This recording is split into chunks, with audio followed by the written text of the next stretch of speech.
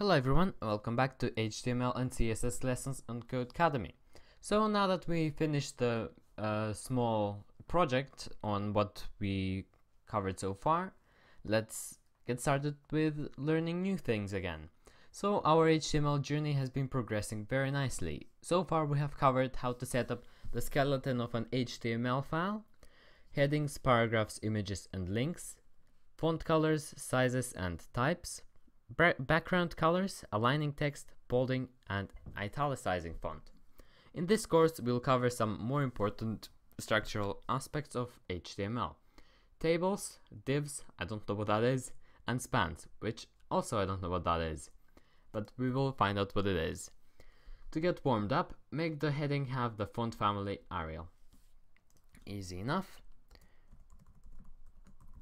If you don't know how to do this, check out the video, which is 2 videos ago.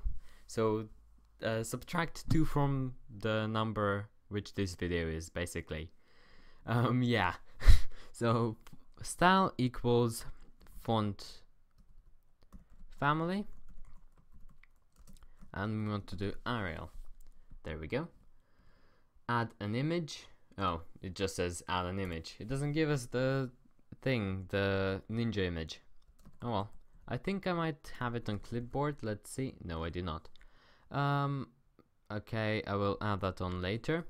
And add a second image which is clickable and links to a site. Check the hint if you don't remember how to do this. I do remember how to do this, so let's just do it. And that needs to be a closing tag. So I will be right back when I find 2 images.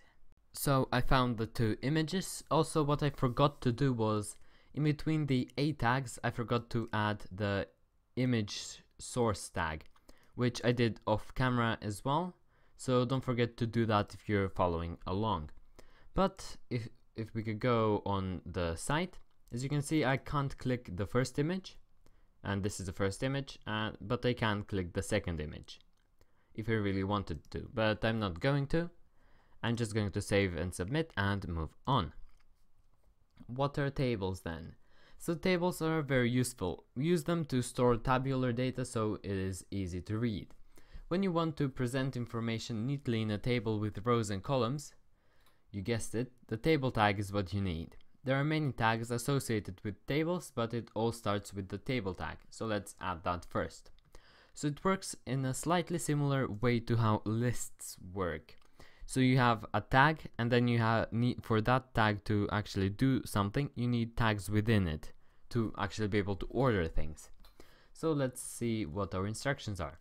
Add an opening and closing set of table tags to the body of this HTML document. Sure. There we go. Go to the results view. You'll notice that nothing visible was added. That's because our table is not populated yet. We'll learn how to do that soon. As you can see, there is absolutely nothing. Save and submit. Let's move on. Rows of information.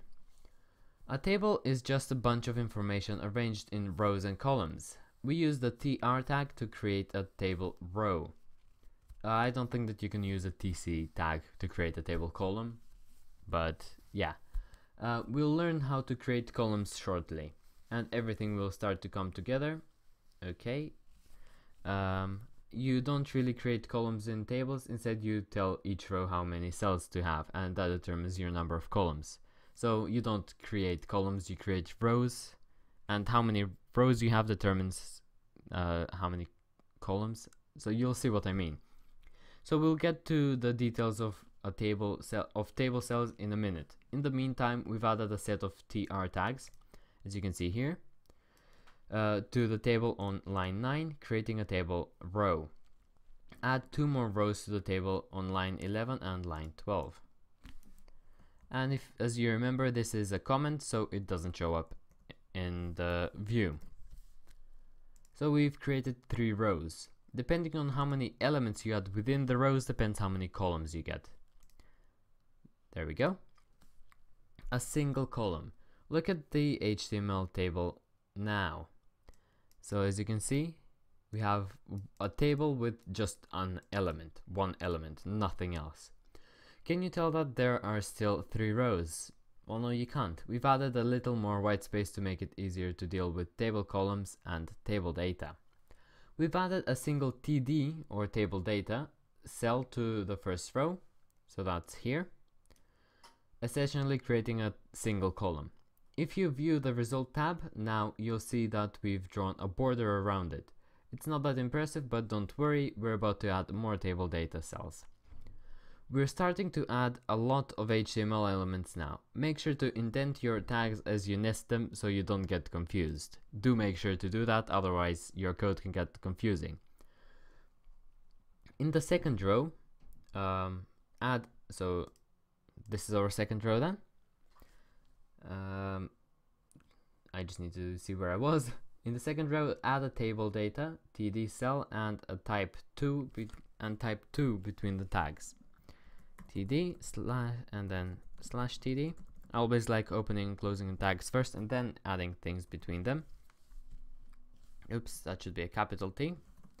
In the third row, so here, add another cell with 3 between the tags. There we go. And I'm guessing we need to do 4 for here. Or maybe not. Oops, no, this isn't supposed to be here, because that's between the closing and opening. It's supposed to be between an opening and the closing. So don't put it there on line 16, put it on line 18 basically. So go to the result view. You can see that we have one column with 3 rows, and each row contains exactly 1 cell, as shown. Save and submit, and let's move on. Adding a second column. It may not have seemed like much, but you just created a single column table in the last exercise. Nice work. Now take a look at what we have on our page. Notice in the first table row, we now have 2 table data cells. Adding a second table data cell has the effect of adding a second table column, although if you go to the result view, it may look funny because only the first row has 2 cells. So let's fix that. Add a TD tag to the second TR tag with the value 1897 like this. So I guess I can't just copy that over. So as you can see, now you actually get a date. And add a TD tag to the third TR tag with the value of 1935. I'm guessing that this is when the movies came out, or films. Easy enough. Check out the preview window? I don't even know why I said that. We now have a total of 2 columns and 3 rows, and each row has 2 cells. Let's just put in full screen, just in case you guys wanted to see the full screen. Sweet, now we have a basic table, I think it's supposed to say. Go on to the next section to find out how to add a header and a title to our table. That is going to be in the next video. So thank you guys so much for watching this video. In the next video, as it says here, we will be figuring out how to do more things with tables. But until then, please give this video a thumbs up if you enjoyed it, subscribe. If you didn't enjoy it, please dislike it and tell me how I can improve for next time. If you have any questions, feel free to ask in the comments down below. I'll make sure to answer them as soon as possible. But as I said, until next time, thank you so much for watching and goodbye.